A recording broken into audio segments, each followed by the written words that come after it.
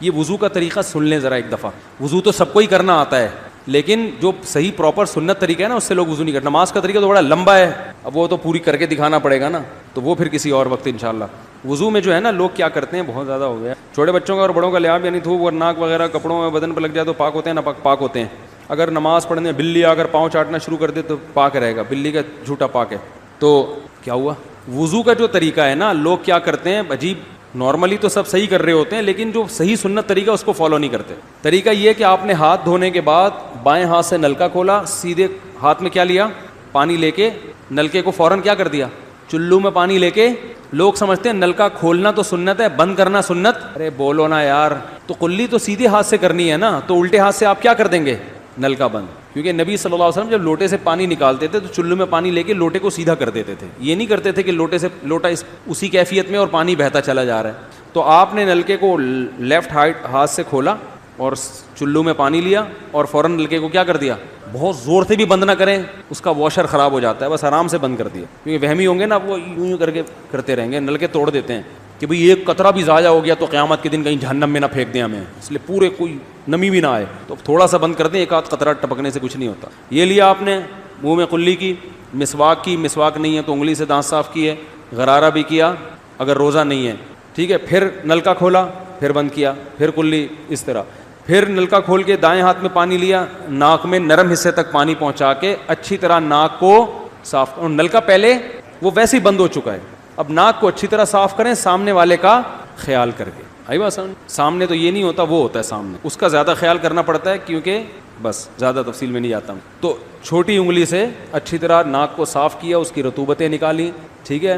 پھر نلکا کھولا, دوبارہ پانی لیا, پھر اسی طرح ناک میں بولو بھائی ڈالا, اور نلکا اسی وقت, جب چلو میں پانی بھر گیا نلکا اسی وقت کیا کر دیا. اللہ نے 2 ہاتھ اسی لیے دیے ہیں کہ اس سے نلکا بند کیا جائے اور اس سے کیا کیا جائے. تو پھر یوں کیا, پھر 3 دفعہ, 6 چلو پانی خرچ ہوا نا, چلو اس کو کہتے ہیں, 6 چلو پانی خرچ ہو گیا.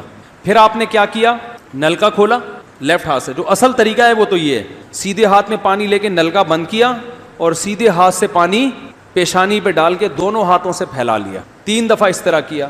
اس پہ عمل نہیں ہوتا تو پھر اتنا کر لو کہ دونوں ہاتھوں پہ کیا لے لو, نلکا کھول کے پانی لے کے پیشانی پہ ڈالو اور فوراً نلکا کیا کر دو, بند کر دو, اور پھر ہاتھوں سے اچھی طرح اس کو ملو. سمجھ میں نہیں آ رہی بات؟ تو یہ عمل کتنی دفعہ کیا, نلکا ہر دفعہ میں بند ہو رہا ہے.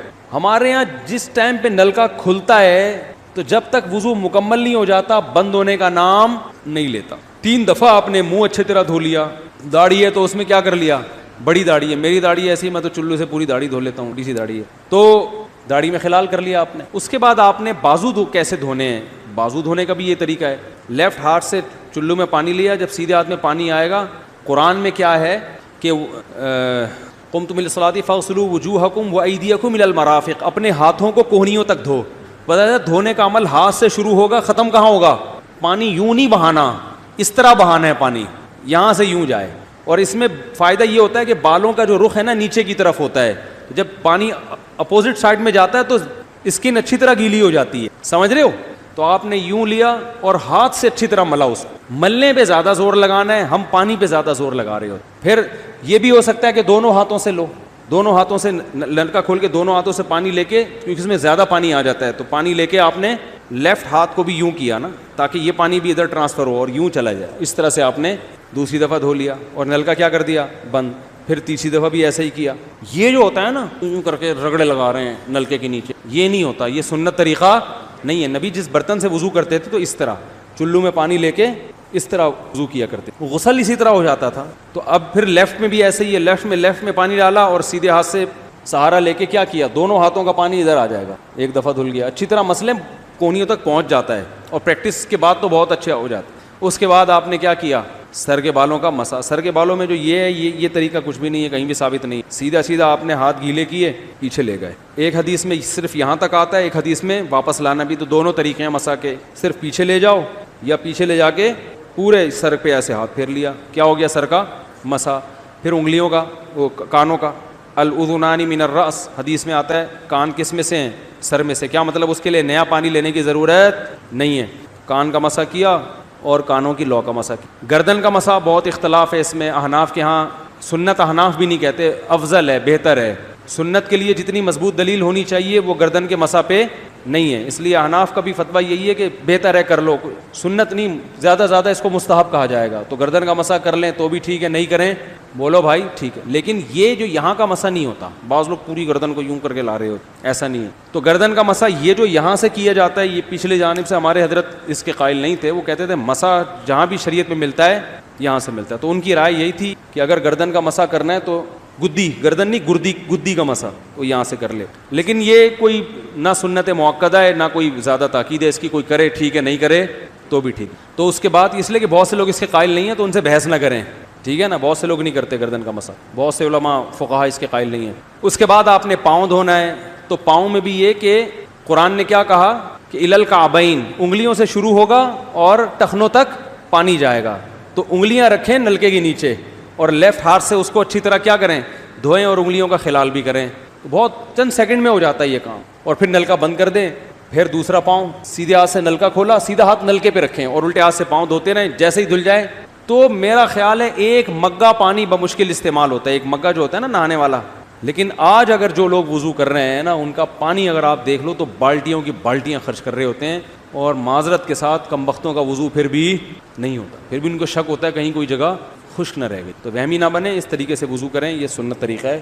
اور قرآن میں بیان بھی یہی کیا کہ یہاں سے شروع کرو یہاں تک. کافی ہو گیا میرا خیال ہے. اللہ تعالیٰ سمجھنے کی, عمل کرنے کی توفیق عطا فرمائے. وما علینا الا. سب سے پہلا سوال ہے جی, حج کن افراد پہ فرض ہوتا ہے؟ حج ان پہ فرض ہوتا ہے کہ جب حج کی درخواستیں آپ کے کنٹری میں جا رہی ہوں تو اس وقت آپ کے پاس آپ کی ضرورت سے زیادہ اتنا مال ہو کہ آپ وہ ایپلیکیشن چاہے پرائیویٹ یا گورنمنٹ کی جو ایپلیکیشن ہوتی ہیں وہ فیس آپ پے کر سکتے. جیسے فرض کریں کہ جی جنوری میں حج کی درخواستیں جا رہی ہیں, آپ جس بھی کنٹری میں وہاں پر حکومت کا پیکج یا پرائیویٹ پیکج جو ہے جنوری میں, تو آپ کے پاس جنوری میں اتنے پیسے ہیں. اس سے پہلے کیا تھے, اس کے بعد کیا تھے, یہ نہیں دیکھا جائے گا. اس وقت آپ کے پاس اتنے پیسے ہوں کہ آپ جہاز کا کرایہ, آپ فیس جو بھی ہوٹلوں کی ہوتی ہے, جو بھی پیکج ہے آپ کا, سستا والا یا مہنگا والا یا مہنگے سے مہنگا والا, جو بھی پیکج ہے, جو سستا والا پیکج بھی اگر آپ اس پیکج پہ حج کر سکتے ہو تو آپ پہ حج فرض ہو جائے گا. تو اس میں جانا اور آنا اور اس دوران اپنے بیوی بچوں کا بھی خرچہ پانی دے کے جائیں. تو یہ استطاعت جس شخص کے اندر ہوگی اس پہ حج فرض ہو جائے گا. یعنی اس میں یہ نہیں ہے کہ اس مال پہ سال گزرنا ضروری ہے, نہ نہ نہ. اس میں یہ دیکھا جائے گا بس حج کی درخواستیں جب جا رہی ہیں, یہ خوب اچھی طرح سمجھ لیں, اس وقت آپ کے پاس اتنا پیسہ ہو, اور وہ پیسہ بھی یا تو کیش اماؤنٹ کی صورت میں ہو, یا سونے چاندی کی شکل میں ہو, یا تجارتی مال کی شکل میں ہو, آپ نے جو مال بیچنے کے لیے خریدا ہوا ہے جیسے دکانوں کا سامان ہوتا ہے, یا ایسی پراپرٹی ہو جو پورے سال استعمال ہی نہیں ہوتی. تو ایسے مال اگر آپ کے پاس ہے, سونا ہے, چاندی ہے, کیش اماؤنٹ ہے, یا ایسی پراپرٹی جو پورے سال آپ استعمال ہی نہیں کر رہے, یعنی کسی کے پاس پلاٹ پڑا ہوا ہے 20-25 لاکھ کا, تو آج کل 20-25 لاکھ میں بڑے آرام سے حج ہو جاتا ہے, تو پھر اس پر لازم ہوگا کہ وہ اس پلاٹ کو بیچ. اگر درخواستیں جانے سے پہلے اس نے پلاٹ بیچ دیا اور یہ پیسے خرچ کر دیے تو پھر اس پر لازم نہیں. لیکن درخواستیں جانے کے ٹائم میں اس کے پاس یہ پلاٹ تھا اور اس نے نہیں بیچا اور حج نہیں کیا تو حج فرض ہو جائے گا. پھر یہ فرضیت کبھی ساقط نہیں ہوتی, اگلے سال اس کو کرنا پڑے گا, اگلے سال نہیں کیا تو اگلے سال کرنا پڑے گا. پیسے ختم بھی ہو گئے تو بھی فرض رہے گا اس کے اوپر. پھر اس پر لازم ہوگا کہ وہ وصیت کرے کہ بھئی میرے مال میں سے 1/3 میں سے حج کیا جائے. تو اس طرح سے حج فرض ہو جائے. اچھا, حج جو ہے یہ ایک سوال ہے جی, حج اور عمرے میں کیا فرق ہے اور حج کا طریقہ کیا ہے؟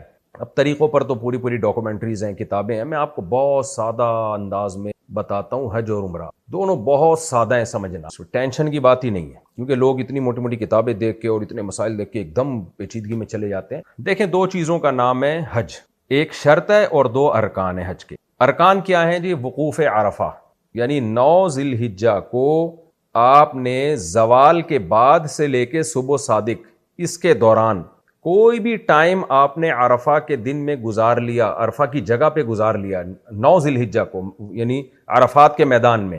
دوبارہ بتا دیتا ہوں, زوال کے بعد 9 تاریخ, اگلے دن پھر عید ہوتی ہے نا, 10 ذی الحجہ سے پہلے والا جو دن ہے 9 ذی الحجہ, اس میں آپ نے زوال کے بعد سے لے کے صبح صادق سے پہلے آپ نے عرفات کے میدان میں چند سیکنڈ بھی گزار لیے تو آپ کا حج کا ایک رکن ادا ہو گیا. سنت یہ نہیں 1 سیکنڈ گزاریں آپ, سنت طریقہ تو پھر پورا یہ ہے کہ مغرب تک آپ, زوال کے بعد سے لے کے مغرب تک آپ وہیں رہیں عرفہ میں, اور پھر مغرب کے بعد آپ مزدلفہ چلے جائیں. تو یہ ہے، لیکن واجب جو رکن ہے یعنی حج آپ کا ہو جائے گا، ایک رکن اس کا ادا ہو جائے گا۔ دوسرا رکن کیا ہے؟ طواف زیارت۔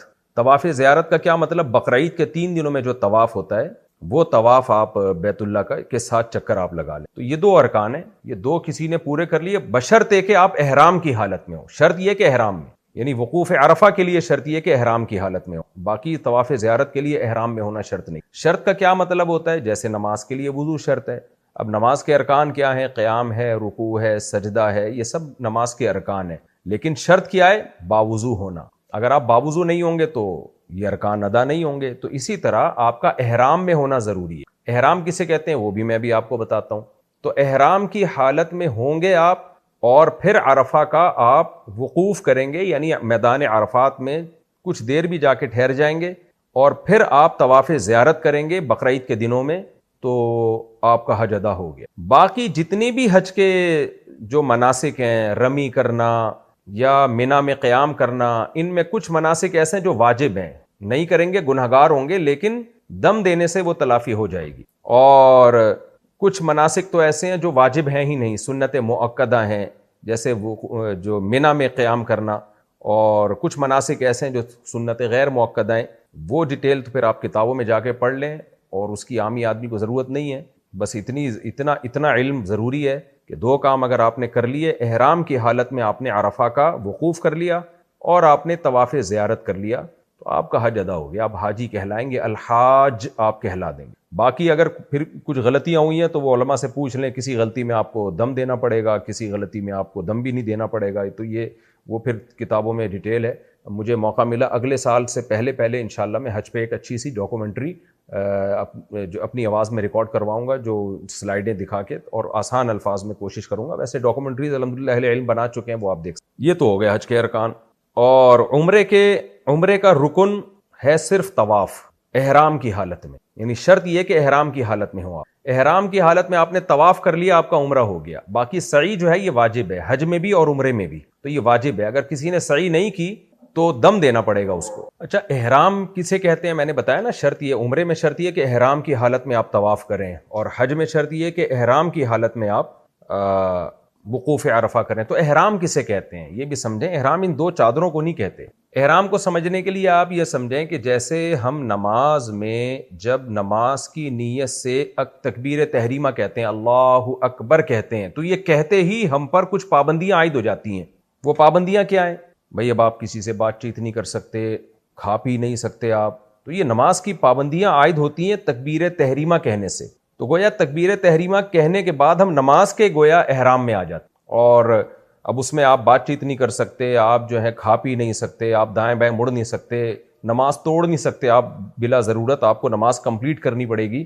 ایسا نہیں ہو سکتا آپ نے تکبیر تحریمہ کہہ کے نیت باندھی، پھر آپ نے کہا چلو یار ابھی توڑ دو نماز، تھوڑی دیر بعد پڑھ لیتا ہوں۔ نہ، اب آپ کو کمپلیٹ کرنا آپ پر واجب ہو جاتا۔ تو جیسے نماز کی ایک تکبیر تحریمہ ہوتی ہے جس کے بعد آپ پر کچھ پابندیاں آ جاتی ہیں، ایسے ہی حج اور عمرے میں بھی احرام ہوتا ہے تلبیہ کہہ کے، یعنی آپ تلبیہ کہتے ہیں، لبیک اللہم لبیک، لبیک لا شریک لک لبیک، ان الحمد والنعمت لک والملک لا شریک لک۔ یہ الفاظ آپ کہتے ہیں، اور اس کے بعد آپ نیت کرتے ہیں زبان سے، اے اللہ میں عمرے کی نیت کرتا ہوں، یا اے اللہ میں حج کی نیت کرتا ہوں، اسے قبول کر لے اور آسان کر دے۔ اس نیت سے جب آپ یہ الفاظ کہیں گے تو آپ احرام میں آ گئے، یعنی گویا کہ آپ نے نیت باندھ لی حج کی یا عمرے کی۔ اب احرام میں آنے کے بعد کچھ پابندیاں آپ پہ شروع ہو جاتی ہیں۔ نماز میں جب آپ تکبیر تحریمہ کہتے ہو تو کیا پابندیاں؟ کھانا پینا نہیں ہے، بات چیت نہیں کرنی ہے، حرکت نہیں کرنی ہے غیر ضروری۔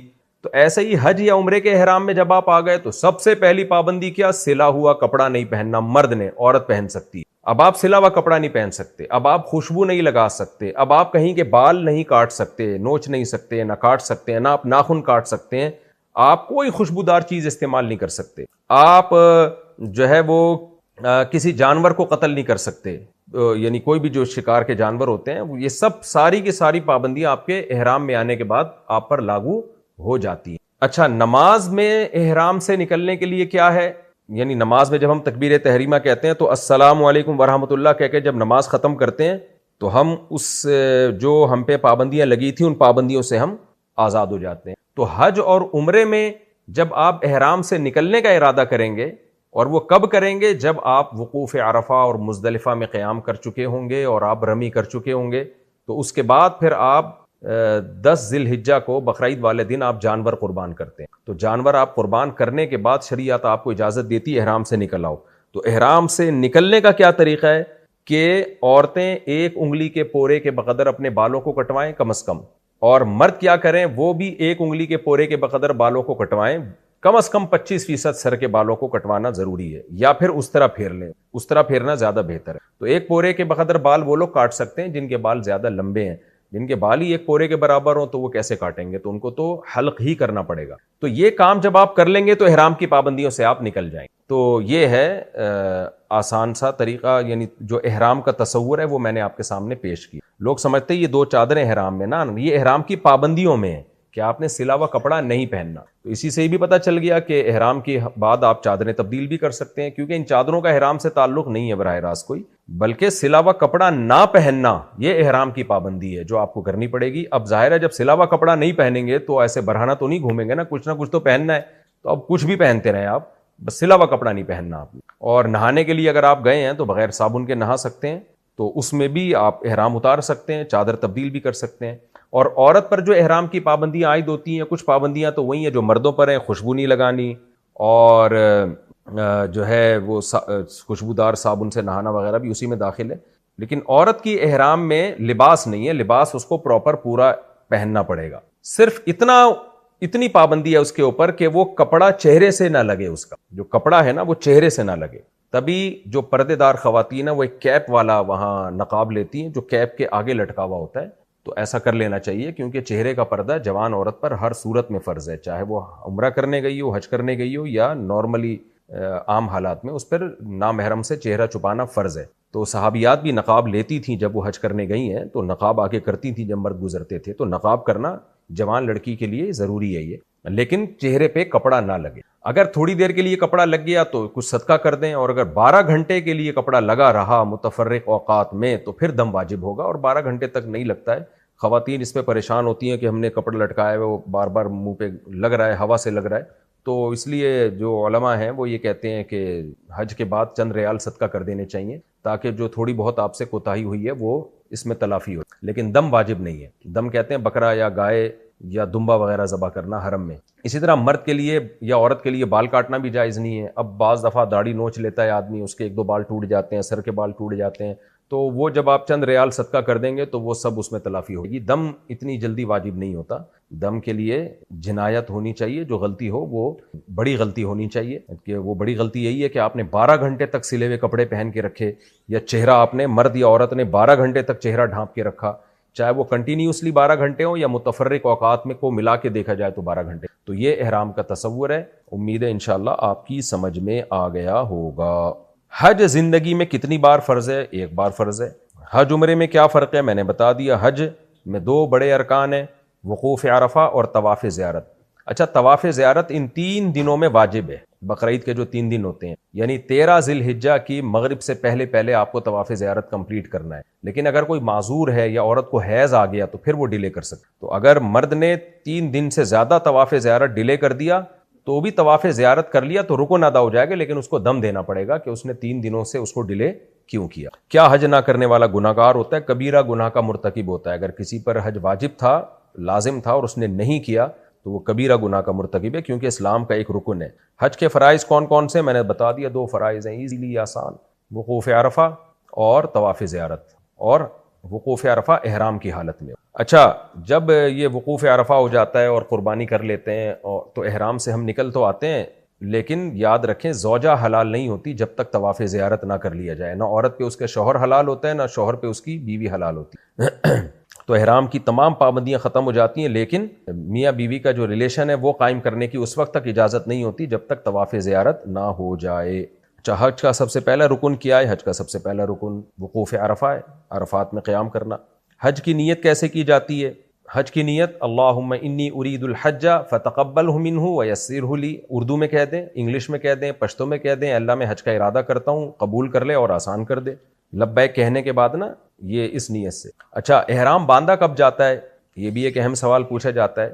دیکھیں، جب ہم یہاں سے کراچی سے، پاکستان سے یا دوسرے ملک سے حج کی نیت سے چلیں گے تو میقات مدینہ والوں کی میقات الگ ہے، پاکستان والوں کی، انڈیا پاکستان والوں کی الگ ہے. تو جہاز میں اناؤنسمنٹ ہو جاتی ہے کہ ہم میقات سے گزرنے والے ہیں، اس سے پہلے آپ کو لبیک کہنا واجب ہے، کیونکہ اگر آپ میقات آپ نے بغیر احرام کے کراس کر لیا تو پھر آپ پہ دم واجب ہوگا. تو بغیر احرام کے آپ میقات کراس نہیں کر سکتے. ہاں اگر آپ نے یہاں سے نیت حج کی یا عمرے کی نہیں ہے، آپ کی نیت ہے ریاض جانے کی یا جدہ اپنے کسی کام سے جانے کی، تو پھر آپ پر میقات سے پہلے احرام واجب نہیں ہے. آپ جدہ یا ریاض کسی کام سے جائیں، پھر آپ وہاں سے جا کے نیت کریں. تو ریاض تو چونکہ میقات سے باہر ہے تو بھی میقات کے سے باہر آپ کو نیت کرنی پڑے گی. جدہ اگر چلے جاتے ہیں تو پھر حدود حرم سے پہلے آپ کو نیت کرنی پڑے گی، یعنی احرام میں آنا پڑے گا. البتہ ثواب میں کمی ہو جائے گی. ثواب پورا جبھی ملے گا جب گھر سے آپ احرام باندھ کے اور یہیں سے نیت کر لیں. حج کے کتنے طریقے ہیں؟ جی حج کے 3 طرح کے حج ہوتے ہیں. ایک تو نارملی حج ہے، آپ یہاں سے گئے اور حج کر کے آ گئے آپ نے حج کا احرام باندھا، لبیک کہتے ہوئے آپ گئے، بیت اللہ کا آپ نے طواف کیا. آپ نے یہ طواف قدوم کہلاتا ہے، یعنی ایک تو طواف وہ ہوگا نا جو بقرعید والے دن ہوگا، وہ تو اصل رکن ہے. یہ سنت طواف ہے، جاتے ہی آپ نے طواف کیا اور پھر آپ کی مرضی ہے اسی وقت سعی کر لیں یا طواف زیارت کے بعد سعی کر لیں. یہ سعی واجب ہے. واجب کا مطلب ہوتا ہے حج کا رکن نہیں ہے، اس کے بغیر بھی حج ہو جائے گا، لیکن سعی چھوڑ دی تو آپ کو دم دینا پڑے گا. تو آپ نے سعی کر لی اور پھر اس کے بعد آپ منا چلے گئے. 8 ذی الحجہ کو رات گزاری اور وقوف عرفہ کی، اور جو حاجی جو جس طرح سے حاجی حج کرتے ہیں اس طرح سے حج کر کے آپ واپس آ گئے. یہ سمپل حج ہے، حج افراد. اس میں آپ نے نیت کیا کرنی ہے؟ اے اللہ میں حج کا ارادہ کر. دوسرا حج ہوتا ہے حج تمتع، یعنی فائدہ اٹھانے والا حج، کہ آپ ایک سفر میں گویا ایک تیر سے 2 شکار کر رہے ہیں. آپ کہ آپ کہہ رہے ہیں یار میں عمرہ بھی کر لوں گا حج بھی کر لوں گا. تو اس میں آپ کیا کرتے ہیں؟ آپ جاتے ہیں عمرے کی نیت کرتے ہیں، خالی عمرے کی، حج کی نیت نہیں کرتے، اور عمرے کی نیت سے احرام باندھ کے آپ عمرہ کرتے ہیں، یعنی طواف کیا، سعی کی اور سر منڈا کے یا قصر کر کے آپ عمرے کے احرام سے نکل آیا. پھر آپ وہیں رہتے ہیں حرم میں، آپ چاہے جتنے مرضی طواف کریں، دعائیں مانگیں. پھر جب حج کے ایام شروع ہوتے ہیں پھر آپ نے حج کی نیت کر لینی ہے وہیں حرم میں، اور حاجی جو ارکان ادا کرتے ہیں وہ آپ نے ارکان ادا کرنے ہیں. تو ایسی صورت میں آپ پہ دم واجب ہوگا شکرانے کا، یعنی آپ پر لازم ہوگا کہ آپ قربانی کریں. یہ قربانی شکرانے کی ہوگی کہ اللہ نے ایک ہی سفر میں آپ کو حج کے ساتھ عمرہ بھی نصیب کر دیا. جو حج افراد ہے اس میں قربانی واجب نہیں ہے، خوب سمجھ لیں. صرف آپ حج کی نیت سے یہاں سے گئے ہیں تو قربانی اس میں مستحب ہے، لازم نہیں ہے. تو اس میں آپ ڈائریکٹ سر منڈا کے بھی احرام سے باہر نکل سکتے. لیکن جو حج تمتع ہے اس میں آپ پہ قربانی واجب ہے. تیسرا ہے حج قران. قران کہتے ہیں ملانے کو، قرن ملانے سے. تو اس میں آپ ایک ہی احرام میں عمرہ بھی کرتے ہیں، حج بھی کرتے ہیں. یعنی آپ یہاں سے گئے، آپ نے عمرے کی نیت بھی کی اور حج کی نیت بھی کی. آپ نے جو تلبیہ کیا اس میں آپ نے یہ الفاظ کہے کہ اللہ میں حج اور عمرے دونوں کی نیت کرتا ہوں. تو آپ نے پہلے عمرہ کیا، اب احرام سے نکلے نہیں آپ، پھر آپ نے اسی احرام میں ہوتے ہوئے حج کیا. یہ سب سے زیادہ فضیلت ہے اس کی. وجہ اس کی یہ کہ اس میں احرام بہت لمبا ہو جاتا ہے. حج تمتع میں تو یہ ہوتا ہے آپ نے حج عمرہ کیا، اس کے بعد آپ احرام سے سر منڈا کے نکل آئے، تو اب ایزی ہو گئے، آپ شلوار قمیض میں یا پینٹ شرٹ جو بھی آپ کا لباس ہے اس میں آ گئے آپ. تو اس میں ثواب نسبتاً کم ہے.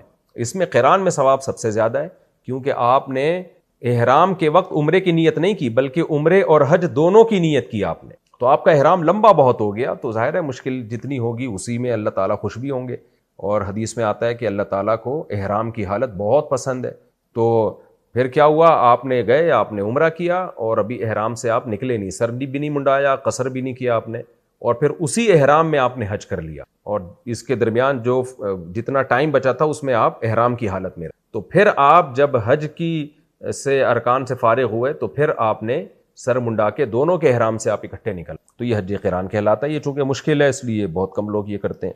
نارملی جو ہمارے ہاں رواج ہے وہ حج تمتع کا ہے کہ لوگ جاتے ہیں، پہلے عمرہ کرتے ہیں، احرام سے باہر آتے ہیں، پھر لائف کو انجوائے کر رہے ہوتے ہیں، احرام کی پابندیوں سے باہر آ گئے اور پھر اس کے بعد دوبارہ حج کا احرام باندھتے ہیں. تو حج افراد میں صرف حج ہوگا، اس میں قربانی نہیں ہے. حج تمتع اور قران دونوں میں دم شکر ہے، یعنی قربانی آپ کو کرنی پڑے گی، آپ پر قربانی واجب ہے. یہ مسئلہ بھی بہت زیادہ پوچھا جاتا ہے جی حج کے دوران اگر حیض شروع ہو جائے، خواتین اس میں بہت بیچاری پریشان ہوتی ہیں. تو خوب سمجھ لیں حج کے کسی رکن کے لیے سوائے ایک رکن کے طواف، باقی کسی رکن کے لیے پاک ہونا ضروری نہیں ہے. حالت حیض میں صفا مروہ کی سعی بھی جائز ہے، مینا میں قیام بھی جائز ہے، وقوف عرفہ بھی جائز ہے، وقوف مزدلفہ بھی جائز ہے.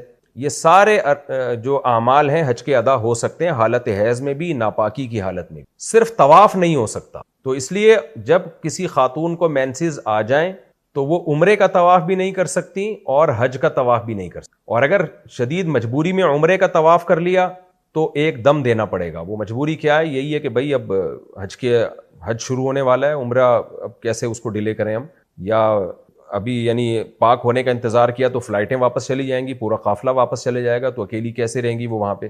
تو ایسی مجبوری کا حکم الگ ہے. نارملی ناپاکی کی حالت میں وہ طواف نہیں کر سکتی, طواف کو ڈیلے کریں گی, پاک ہونے کا انتظام کریں یعنی انتظار کریں گی. تو اگر طواف عمرے کا کر لیا ناپاکی کی حالت میں تو دم دینا پڑے گا, یعنی ایک بکرا یا ایک دمبا, اور یہ حدود حرم میں ہی کاٹنا ضروری ہے. کسی کے ذمہ لگا دیں, وہ کاٹ کے اس کا گوشت صدقہ کر دیں. اور اگر طواف زیارت سے پہلے عورت کو حیض آ جائے تو شرعی حکم یہ ہے کہ وہ طواف زیارت کو پھر ڈیلے کر سکتی, یعنی بقرعید کے پھر 3 دنوں میں طواف کرنا اس پر واجب نہیں ہے, ڈیلے کر دیں, پاک ہونے کا انتظار کریں, جب پاک ہو جائیں تو پھر طواف زیارت کریں, کوئی گناہ نہیں ہے, کیونکہ یہ شرعی عذر کی وجہ سے ڈیلے. لیکن اگر ڈیلے کر کے بھی وہ حیض بند نہیں ہو رہا اور ان کو واپس جانا ہے اور پورا قافلہ واپس جا رہا ہے تو شدید مجبوری ہے, تو پھر ایسی صورت میں ناپاکی کی حالت میں ہی مجبوراً طواف زیارت کر لیں, لیکن پھر ایک دم نہیں بلکہ گائے یا اونٹ کو نہر کرنا پڑے گا, کیونکہ طواف زیارت رکن ہے حج کا, اور وہ حالت حیض میں کرنا یہ بڑی درجے کی جنایت کہتے ہیں, یعنی ایک یوں سمجھیں کہ ایک طرح کی ایک پینلٹی بڑے درجے کی لگے گی, کیونکہ طواف زیارت حج کا رکن ہے. وہ ناپاکی میں عورت کرے گی تو اول تو جائز ہی نہیں ہے کرنا, اور شدید مجبوری میں کرے تو پھر اس کو تلافی کے طور پر ایک اونٹ یا ایک گائے وہ دم کے طور پر دینی پڑے گی, اور اس کا گوشت پھر وہیں فقراء میں تقسیم ہوگا. کیا عورت بغیر محرم کے حج کر سکتی ہے؟ نہیں جی, جائز نہیں ہے. جوان عورت کے لیے جائز نہیں, بوڑھی عورت کسی بھی گروپ میں جا سکتی ہے, اس کی گنجائش. کیا مقروض شخص حج کر سکتا ہے؟ مقروض آدمی کو اگر یقین ہے کہ میرے پاس اتنی آمدن ہے کہ میں قرضہ آسانی سے لوٹا سکتا ہوں, اس کو یقین ہے کہ بعض دفعہ ہوتا ہے آپ کے پاس پیسے ابھی نہیں ہیں, آپ کو پتہ ہے کل آ جائیں گے, تو آپ حج کر کے آ جائیں, کل پیسے دے دیے گا, تو یہ اس کے لیے جائز ہے. جس کو غالب گمان ہو, یقین ہو کہ میں پیسے لوٹا دوں گا اور ٹائم پہ لوٹانے کی نیت بھی ہو, تو وہ کر سکتا ہے, کوئی حرج نہیں. کیا کسی اور کی طرف سے حج کیا جا سکتا ہے؟ حج بدل ہوتا ہے جو شخص معذور ہو اور حج نہ کر سکتا ہو اور لیکن اس کے پاس پیسہ ہو, تو پھر اس پر لازم ہے کہ آپ خود نہیں جا سکتے تو آپ حج بدل کروائیں. یا آپ کے پاس پیسہ تھا, آپ پہ حج فرض ہو گیا تھا, لیکن آپ نے سستی کاہلی میں ٹالتے رہے, اب موت کا وقت آ گیا, اب آپ جا نہیں سکتے, یا بعد میں آپ غریب ہو گئے لیکن وراثت آپ کے پاس اتنی ہے کہ اس کی 1/3 میں حج ہو سکتا ہے, تو پھر آپ پر لازم ہوگا کہ آپ وصیت کریں, بھائی میرے مال کی 1/3 میں سے حج بدل کروایا جائے کہ میں نے حج کیا نہیں تھا اور مجھ پہ فرض تھا. کیونکہ ایک دفعہ یاد رکھیں, جب ایک دفعہ حج فرض ہو جاتا ہے تو ساقط نہیں ہوتا, بعد میں بے شک آپ غریب بھی ہو جائیں تو وہ فرضیت ہمیشہ رہتی ہے پھر آپ کے اوپر. تو اس کی فرضیت کا پھر یہ ہوگا کہ یا تو گناہ ہوگا یا آپ حج بدل کے ذریعے اس کی تلافی کریں گے. تو اس طور پہ کسی اور کی طرف سے حج کیا جا سکتا ہے. حج بدل کیا ہوتا ہے؟ یہی جو میں نے ابھی آپ کو بتایا. حج کے لیے عمر کی کیا حد ہے؟ بالغ ہونا ضروری ہے. لڑکی جس کو حیض آنا شروع ہو جائے, مینسز آنا شروع ہو جائیں, یا لڑکا جس کی عمر یا تو اسلامی لحاظ سے 15 سال ہو جائے یا نائٹ فال احتلام ہونا شروع ہو جائے اس کو, تو یہ بلوغت کی عمر ہے. اس سے پہلے اگر کسی نے حج کیا تو ثواب ملے گا اس کو, لیکن فرض حج ادا نہیں ہوگا. بالغ ہونے کے بعد دوبارہ حج کرنا پڑے گا فرض ساقط کرنے کی. اگر ویزا نہ ملے تو کیا حج معاف ہو جاتا ہے؟ ہائے, آپ نے 65,000 حاجیوں کا رونا سامنے رکھ دیا. تو حج ایک دفعہ جب فرض ہو, میں نے بتایا وہ ساقط نہیں ہوتا, تو بے شک آپ کو ویزا نہ ملے لیکن آپ پہ حج اب فرض ہو گیا ہے, تو اب آپ پر لازم ہے کہ یہ پیسے جو آپ کو اللہ کرے واپس مل جائیں, یہ آپ جمع کر کے رکھیں اور اگلے سال کرنے, ورنہ پھر آپ اگر پھر بھی نہیں ہو پائے گا آپ سے تو پھر وصیت کرنا ضروری ہے کہ بھئی میری طرف سے حج بدل کیا. کیا معذور افراد حج کر سکتے ہیں؟ پاؤں سے چلنے سے کوئی معذور ہے یا آنکھوں سے معذور ہے یعنی نابینا ہے تو اس پہ حج فرض ہے ہی نہیں. تو لیکن اگر وہ حج کر لیں گے, کوئی ان کے ساتھ موجود ہے ان کی خدمت کرنے والا, تو نور لا نور, ان کو ثواب پورا ملے گا, لیکن فرض نہیں ہے ان کا. اچھا, ایسے معذور افراد کو لوگ بھیج دیتے ہیں گروپ کے تحت اور خود خدمت کرتے نہیں ہیں, تو پھر لوگ حاجی پریشان ہوتے ہیں, تو یہ بہت بری حرکت ہے. اپنی ٹینشن کبھی کسی دوسرے پہ نہیں ڈالنے. آپ کے بوڑھے والدین ہیں, اگر ان کی خدمت کے لیے کوئی نہیں ہے تو آپ مت بھیجیں, ورنہ پھر آپ خود جائیں ان کے ساتھ, حج کروائیں ان کو. آپ لوگ بوڑھے آدمی کو یا بوڑھی خاتون کو بھیج دیتے ہیں, حاجی لوگ پریشان ہوتے ہیں, یار ان کو ہم ایسے مرنے کیسے دیں, وہ مجبوراً پھر آپ کی خدمت میں, آپ کے والدین کی خدمت میں لگے ہوئے ہوتے ہیں. تو کسی پر زبردستی خدمت ڈال دینا یہ کہاں سے جائز ہو گیا اسلام. تو کسی بھی بوڑھے کو آپ حج کرائیں تو وہ اکیلا حج نہیں کر سکتے بوڑھے لوگ, حج بہت ٹف عبادت ہے, آسان نہیں ہے, تو اس میں آپ خود جائیں ان کے ساتھ, پھر ان کو ویل چیئر پہ لے کے آپ گھومیں, دوسروں کو آپ پریشان نہ کریں. ہاں, اجرت پہ کسی کو آپ نے رکھ لیا تو ایک الگ بات ہے, ملازمت پہ کہ بھئی ہم آپ کو پیسے دیں گے, آپ ہمارے ابا کو یہ حج کے سارے ارکان پورے کروا دیں.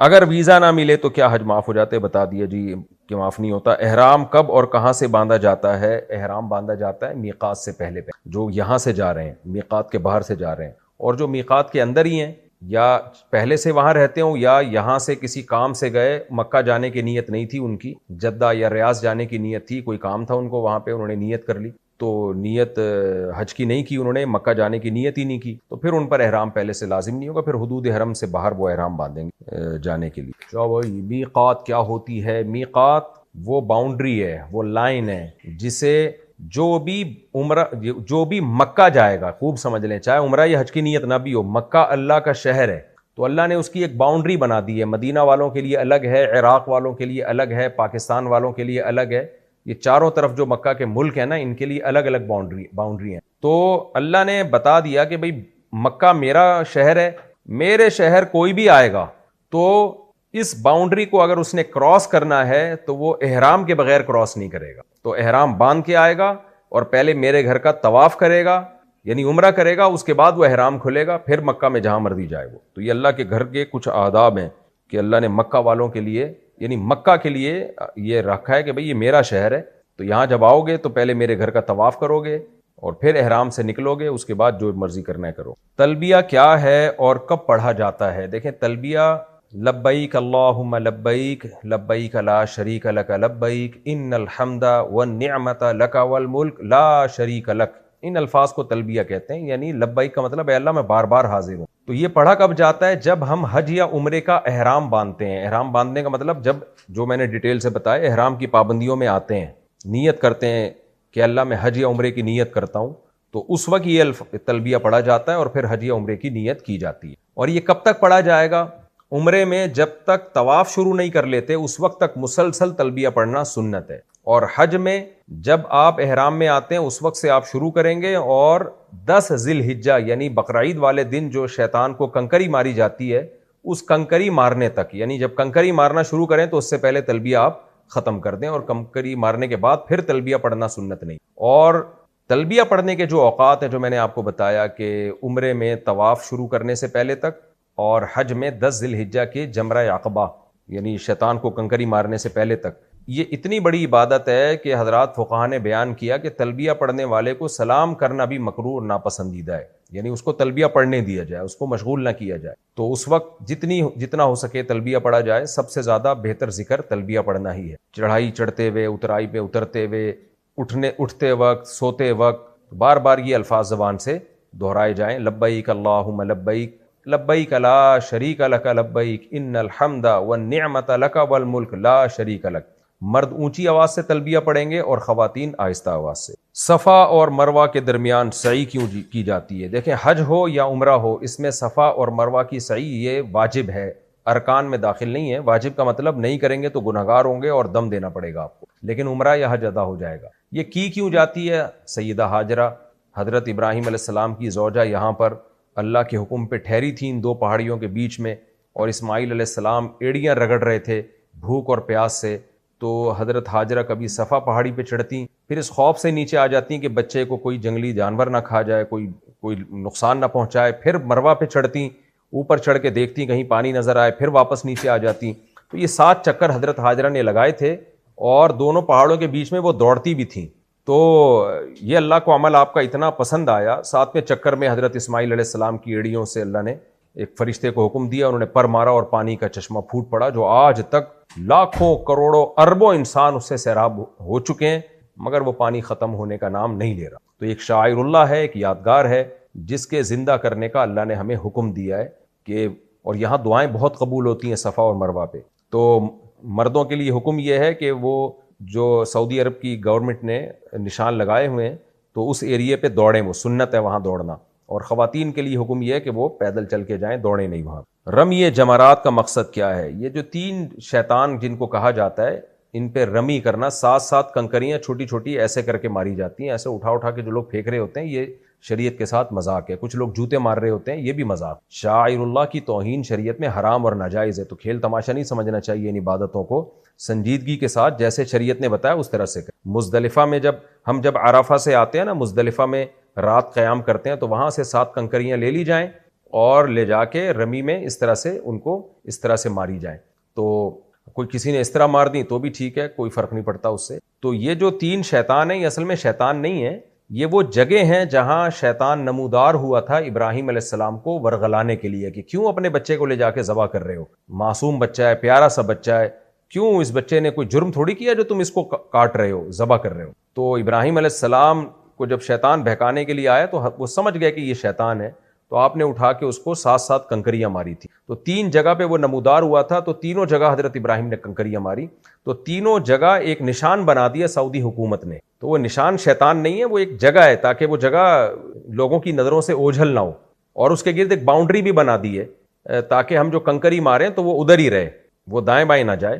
تو اس طرح سے باؤنڈری بنا دی ہے اس جگہ کی لوکیشن فکس کرنے کے لیے. تو ایک ستون تھوڑا اونچا ہے تو اس کو لوگ بڑا شیطان کہہ دیتے ہیں, ایک تھوڑا سا نیچے چھوٹا ستون ہے اس کو لوگ درمیانہ شیطان کہہ دیتے ہیں, ایک اور چھوٹا اس کو چھوٹا شیطان کہہ دیتے ہیں لوگ.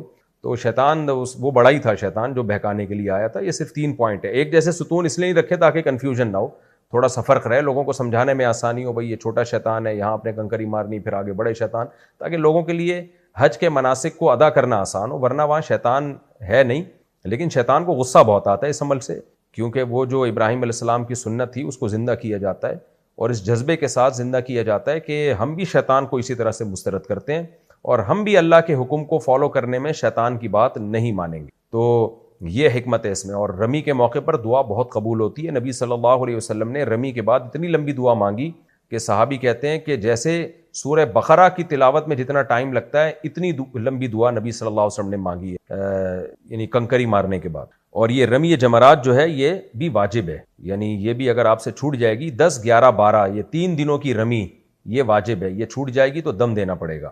رمی میں لوگ کہتے ہیں خود رمی کرنا ضروری ہے یا کسی کو وکیل بھی بنا سکتے ہیں. خود رمی کرنا ضروری ہے, عورت پر بھی مرد پر بھی. وکیل وہ بنا سکتا ہے جو اتنا معذور ہو کہ رمی کرنا اس کے لیے بہت زیادہ مشکل ہو یا ناممکن ہو. تو بہت زیادہ مشکل ہے, اتنی شدید بیماری ہے کہ ممکن ہی نہیں ہے, تو پھر کسی اور کو وکیل بنایا جا سکتا ہے. عرفات کا دن حج کا سب سے اہم رکن کیوں ہے؟ بھائی وقوف عرفہ کیوں ہے یہ تو اللہ ہی جانتا ہے. ہمیں اللہ نے بتا دیا کہ عرفہ دیکھیں یہ واحد دن ہے, یعنی واحد جگہ ہے جہاں جتنے یعنی بیت اللہ کی زیارت کرنے والے لوگ ہیں نا وہ سارے کے سارے عرفہ میں قیام کر رہے ہو. یعنی اتنا بڑا کراؤڈ دنیا میں کہیں بھی نہیں ہوتا جتنا ایک دن میں عرفہ کے دن میں لوگ جمع ہو جاتے ہیں. اسلام کی ایک شوکت ہے, پھر اس میں آہوزاری ہے, اس میں عاجزی کے ساتھ انکساری کے ساتھ دھوپ میں کھڑے ہو کر اپنا سر مٹی میں رکھ کر دعائیں مانگنا. جتنا زیادہ گڑ گڑائیں گے عاجزی کریں گے اتنا ہی اللہ کو پسند ہوگا. حدیث میں آتا ہے کہ اس دن شیطان جو ہے اپنے سر پہ خاک ڈالتا ہے, یعنی حاجیوں کی آہوزاری اور اللہ کی حمد و ثنا کو دیکھ کر وہ اتنا ذلیل ہو جاتا ہے. تو عرفات کا دن توبہ کا دن ہے, دعائیں مانگنے کا دن ہے, اور اللہ سے اپنے آپ کو دین کی خدمت کے لیے وقف کروانے کا دن ہے, اپنے لیے اپنی اولاد کے لیے. تو اس توبہ کرنی چاہیے عرفات کے دن. تو یہ 2 ہی رکن ہیں, عرفات اور بیت اللہ کی زیارت, جو جس کو طواف زیارت کہا جاتا ہے, یعنی وہ طواف. مزدلفہ میں رات گزارنا کیوں ضروری ہے؟ بھائی اس لیے ضروری ہے کہ نبی صلی اللہ علیہ وسلم نے رات گزاری تھی. البتہ یہ رکن یہ جو حج میں یہ واجب ہے, رکن نہیں ہے. اگر کسی نے مزدلفہ میں رات نہیں گزاری گناہگار ہوگا اور دم دینا پڑے گا, لیکن حج ہو جائے گا اس کا. تو مزدلفہ میں رات گزارے تاکہ واجب آپ سے ادا ہو. اور عبادت کا دن ہے مزدلفہ کی رات, بعض روایات میں آتا ہے لیلۃ القدر سے بھی افضل. طواف زیارت کب اور کیوں ہوتا ہے؟ طواف زیارت ہے کیا اصل میں, اس کو سمجھیں. دیکھیں اللہ کا جو گھر ہے نا بیت اللہ, وہ سبب ہے اصل میں حج کا اور طواف زیارت کا. یعنی جو یوں سمجھیں کہ پورے سال جو بیت اللہ کا جو اوریجنل طواف ہے نا, جو جس کی سب سے زیادہ تاکید ہے, جس کی وجہ سے بیت اللہ قائم ہے گویا, تو وہ طواف زیارت ہے. اور اسی کی بیس پہ ہم پہ حج فرض ہوتا ہے. یعنی ہر عبادت کا ایک سبب ہوتا ہے. جیسے نماز کا سبب ہے اوقات کا داخل ہونا, ظہر کا وقت داخل ہوتا ہے تو ظہر کے وقت کی وجہ سے ہم پہ ظہر کی نماز فرض ہوتی ہے. جب ہم مشرق سے مغرب جہاز میں ٹریولنگ کرتے ہیں تو ظہر کا وقت داخل ہی نہیں ہوتا تو ہم پہ نماز بھی واجب نہیں ہوتی. یعنی بہت دیر کے بعد وقت داخل ہوتا ہے, بعض وقت داخل ہی نہیں ہوتا اور ہم اپنے مقام تک پہنچ جاتے ہیں. تو یہ جو اوقات ہیں نا یہ سبب ہیں عبادتوں کے. رمضان میں رمضان کا آنا سبب ہے. تو حج کا جو سبب ہے نا, حج کا ہم پہ حج واجب کیوں ہے؟ بیت اللہ کا وجود, کہ اللہ کا گھر ہے. تو اللہ کہتا ہے جب سب اپنے رشتہ داروں کے گھروں کی, ابا ماں باپ کے گھروں کی زیارت کرتے ہو تو سب سے زیادہ تو میں اس قابل ہوں کہ میرے گھر کی زیارت کی. تو اس لیے، اور زیارت کا ایک اللہ نے خاص طریقہ بتا دیا کہ آ کے دیوانوں کی طرح تم نے چکر لگانے میرے گھر کے ساتھ. تو یہ جو طواف زیارت ہے یہ ہے اصل رکن اسلام کا اور حج کا. اسلام کا ایک رکن حج ہے اور حج کا ایک بہت بڑا رکن طواف زیارت ہے. تو بیت اللہ کی وجہ سے ہم پہ حج فرض ہوا، اور بیت اللہ کی وجہ سے ہم پہ یہ فرض ہوا کہ ہم حج میں جا کے اللہ کے گھر کی زیارت کریں. اور زیارت کا طریقہ کیا ہے کہ اس طرح سے 7 چکر لگا. کیا احرام میں سلے ہوئے کپڑے پہنے جا سکتے ہیں؟ نہیں جناب. اگر آپ نے پہن لیے گناہگار بھی ہوں گے اور دم بھی واجب ہوگا. اگر 12 گھنٹے یا اس سے زیادہ ٹائم تک پہنے رکھے، اس سے کم پر ہیں تو کچھ صدقہ دینا واجب ہوگا. کیا حج میں موبائل فون استعمال کرنا جائز ہے؟ جائز ہے جی. کیا حج کے دوران جھگڑا اور گناہ معاف نہیں ہوتے؟ حج کے دوران جھگڑا اور گناہ کرنا ملٹی پلائی ہو جاتا ہے، بہت بڑا گناہ ہے. کیونکہ اللہ نے کہہ دیا کہ حج کے فلا رفث ولا فسوق ولا جدال فی الحج. حاجی کو 3 کام کرنے. لا رفث، کوئی منہ سے بیہودہ بات نہیں کرنی، حتیٰ کہ اپنی بیوی سے جو حلال ریلیشن ہے وہ بھی حرام ہو جاتا ہے احرام میں. اور حلال ریلیشن کی بات کرنا بھی حرام ہو جاتی ہے. یعنی آپ بیوی سے، میاں بیوی کے جو محبت کی باتیں ہوتی ہیں، جو میاں بیوی کے ساتھ خاص ہوتی ہیں، جو شہوت کو ابھارنے والی، وہ بھی حرام ہو جاتی. تو احرام میں کوئی فحش لطیفہ سنانا یا فحش بات کرنا یا کوئی فحش گالی دینا یہ بہت بڑا جرم ہے. اور جھگڑا کرنا بھی بہت بڑا جرم ہے. احرام میں آپ کو صبر کرنا پڑے گا. تو لا جدال، اللہ نے جدال کا، اور لا فسوق کا، کوئی گناہ بھی نہیں کر سکتے آپ احرام میں. یعنی عام دنوں میں بھی نہیں کر سکتے، لیکن احرام میں اس کا جرم بہت زیادہ بڑھ جاتا ہے. کیا عورت کے لیے احرام میں بھی پردہ ضروری ہے؟ جی ضروری ہے. میں نے جس کی تفصیل بتائی کہ چہرہ یعنی کپڑا جو ہے وہ چہرے پہ نہیں لگے گا لیکن آگے لٹکا رہے گا. کس کا حج مقبول ہوا یا نہیں کیسے پتہ چلے گا؟ اللہ سے اچھی امید رکھنی چاہیے کہ جب آپ نے حج کے ارکان پورے کر لیے اور حلال پیسوں سے حج کیا ہے تو اللہ تعالیٰ تو شکور ہے، تھوڑے عمل کی بہت قدر کرتا ہے. تو ہم اللہ سے امید رکھیں گے کہ انشاءاللہ ہمارا حج قبول ہوگا. انا عند ظن عبدی بی، حدیث میں آتا ہے اللہ کہتے ہیں بندہ میرے بارے میں جو گمان رکھتا ہے میں اس کے ساتھ ویسے ہی معاملہ کرتا ہوں. اور جو کوتاہیاں ہو جائیں تو اس پہ توبہ استغفار کر لیں کہ اللہ میں نے جو حج کیا تو قبول کر لے، کمی کوتاہی ہوئی تو معاف کر دے. ڈرتے بھی رہنا چاہیے اللہ سے کہیں رد نہ ہو جائے، لیکن امید کو غالب رکھنا. کیا حج میں ویڈیو بنانا یا سیلفی لینا جائز ہے؟ دیکھیں حج میں لوگ نا آج کل ویڈیو اور سیلفی پہ بہت زور دیتے ہیں اور اس سے عبادت میں دل نہیں. میں نے دیکھا ہے طواف کے دوران یوں منہ کر کے سیلفیاں بنا رہے ہیں. یار تم اللہ کے گھر پہ آئے ہو، ٹھیک ہے یادگار کے طور پر آخر میں ایک ویڈیو کر لینا، سیلفی بنا لینا، ابھی تو طواف کو فوکس کرو. تم کس کے گھر میں کھڑے ہو؟ ساری زندگی جس گھر کی طرف رخ کر کے نماز پڑھتے رہے، سجدہ کرتے رہے، آج اللہ نے تمہیں وہاں پہنچا دیا تو اب اس کا طواف کرو، پوری توجہ اس طرف رکھو، اللہ کی عظمت سامنے رکھو. یادگار کے طور پہ ایک بعد میں لے لینا سیلفی کے، جی یا میں بھی حج کرنے گیا تھا تو، لیکن یہ کام میں بہت زیادہ مشغولیت. منی میں وہاں عبادت کرنی ہے، عرفات تو دن ہی دعا کا دن ہے، اللہ کی کبریائی بیان کرنے کا دن ہے، اس میں بھی لوگ انہی چیزوں میں لگے ہوتے ہیں. سیلفی یا ویڈیو بنانا بذات خود ایک جائز عمل ہے، لیکن اس کو فوکس نہ کریں. وہاں جا کے آپ اللہ کی طرف توجہ رکھیں، دعائیں، تلاوت اور ذکر اور اذکار کو فوکس کرنا چاہیے. اگر حج میں غلطی ہو جائے تو کفارہ دینا ہوگا؟ جی حج میں غلطیوں کی قسم ہے. اگر کوئی واجب چھوٹ جائے، جیسے مزدلفہ کا آپ سے وقوف چھوٹ گیا، یا آپ نے سعی چھوٹ گئی، آپ سے سعی نہیں کیا آپ نے، یا احرام کی پابندیوں کی مخالفت کر لی، خوشبو لگا لی، 12 گھنٹے تک وہ خوشبو لگی رہی آپ کے، تو یا ایک عضو پر آپ نے تھوڑی دیر کے لیے بھی خوشبو لگا لی پورے عضو پر، تو یہ پھر جو ہے اس پہ دم واجب ہوگا. اس کی تفصیل کتابوں میں ملتی ہے، تو آپ یا تو وہ کتابیں پڑھ لیں، ورنہ احتیاط کریں. کون کرتا ہے ایسی غلطیاں؟ عام طور پہ لوگ کرتے نہیں ہیں. خوشبو کیوں لگائیں گے آپ؟ لگا بھی لیے تو فوراً ہاتھ دھو لیں جلدی سے، غلطی سے اگر لگ گئی ہے، اور پورے عضو پر عام طور پہ لگتی بھی نہیں ہے تو. اور میں نے بتایا کہ حج یا عمرے کے بعد ہمیشہ ایک معمول بنا لیں، چند ریال صدقہ کر دیا کریں، اس نیت سے کہ ہم سے حج کے دوران جو کمی کوتاہیاں ہو گئی ہیں، کوئی ہو سکتا ہے غلطی سے غلطی ہو گئی ہو تو اس کی تلافی ہو جائے. اچھا بھائی، کیا حج صرف؟ پہلی بات، آپ قصائی کو کنٹرول کرنے کا طریقہ کسی انسٹیٹیوٹ میں جا کے سیکھیں آپ، کیونکہ گائے سے زیادہ بقرعید کے دنوں میں قصائی کو کنٹرول کرنا مشکل کام ہے. حقیقت بتا رہا ہوں آپ کو، قصائی گڑبڑیں کرتے ہیں. پہلی بات، قصائی کیا کرتا ہے، کیونکہ اس کے پاس اس 3 دنوں میں نا بقرعید کے، قصائی سے زیادہ مہنگا دنیا میں کوئی آدمی ہوتا نہیں ہے. 3 دنوں سے پہلے بچڑا جو مہنگا تھا نا، اب بچڑے اس کی ساری قیمت کدھر چلی جاتی ہے؟ قصائیوں کی طرف. اب قصائی کی ویلیو ہے، تو قصائی پکڑائی میں نہیں آتے، ان کو ہوتی ہے جلدی. آپ لائے، پہلی گڑبڑ قصائی یہ کرتا ہے کہ جانور کو گرایا، منہ میں ہوتا ہے اس کا گٹکا، منہ میں ہوتا ہے پان، منہ ہلا ہی نہیں رہا ہوتا، تکبیر ہی نہیں پڑھ رہا ہوتا. وہ کیسے پڑے گا جب اتنا بڑا گٹکا منہ میں رکھ کے پیک کے ساتھ بیٹھا ہوا ہے؟ تو تکبیر نکلے گی تو گٹکا ضائع ہو جائے گا نا اس کا. نہیں آ رہی میرا خیال ہے بات سمجھ میں. تو وہ چھری چلا رہا ہوتا ہے. ابے بھائی تو آپ نے کیا کرنا ہے, کسائی سے بولیں جانور گرا دو, اس کی ٹانگیں قبلہ رخ کر دو جانور کی. قبلہ رخ ٹانگیں جب کریں گے تو جانور کا رخ قبلے کی طرف ہو جاتا ہے. سمجھتے ہیں نا, لوگ کیا کرتے ہیں کہ وہ ٹانگیں ادھر ہیں, منہ بیچارے کا گھما رہے ہوتے ہیں اس طرف کو, ٹھیک ہے نا. تو وہ بھی جانور بزبان حال کہتا ہے بیل میں ہوں, حرکتیں تیری ہیں بیل جیسی. تو اس کو گرا کے آپ نے کیا کیا, اس کا رخ کہاں کر دیا, قبلے کی طرف. بلکہ اور آسان کر کے بتاتا ہوں, جو ذبح کرنے والا ہے نا اس کا رخ قبلے کی طرف ہونا چاہیے. سمجھتے ہیں بات کو. تو اس طرح سے جانور کو گرائیں کہ آپ کا رخ کہاں بن رہا ہو. تو پاکستان میں اس کا طریقہ یہ ہے کہ جانور کا جو سر ہے وہ ہو جنوب کی طرف. جانور کا سر کس کی طرف ہو, جنوب کی طرف.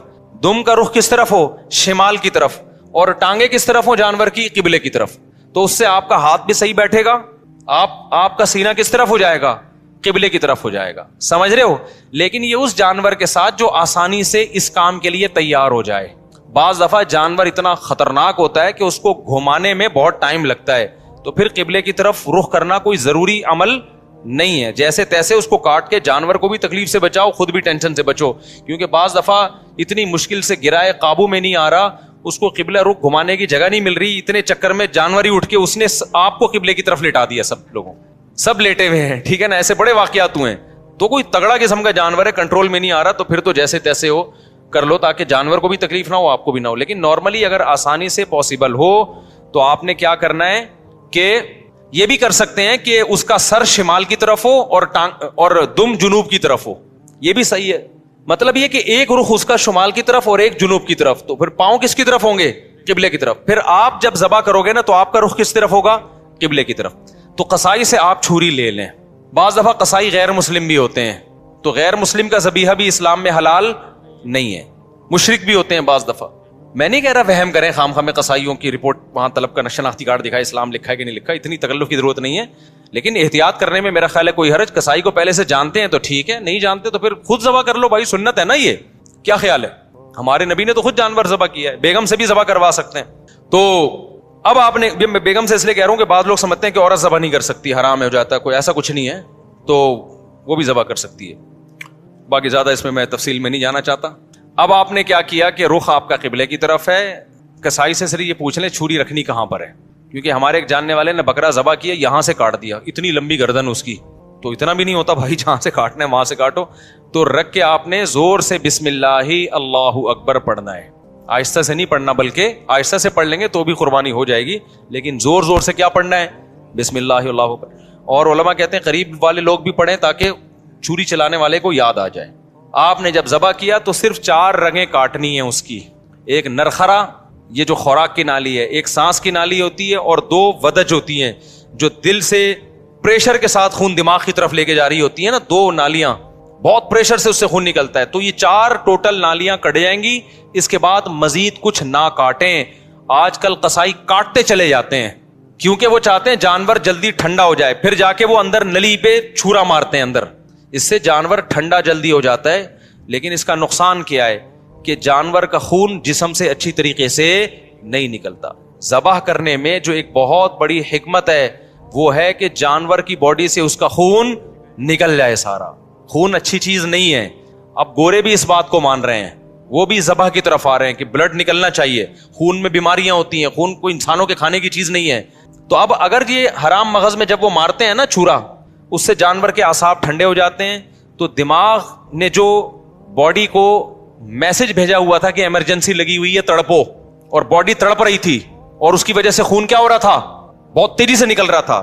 تو جب وہ اس کا سارا نروس سسٹم ہی خراب ہو گیا تو باڈی کے احساس ختم, باڈی تڑپنا ختم, اور بلڈ نکلنا ختم.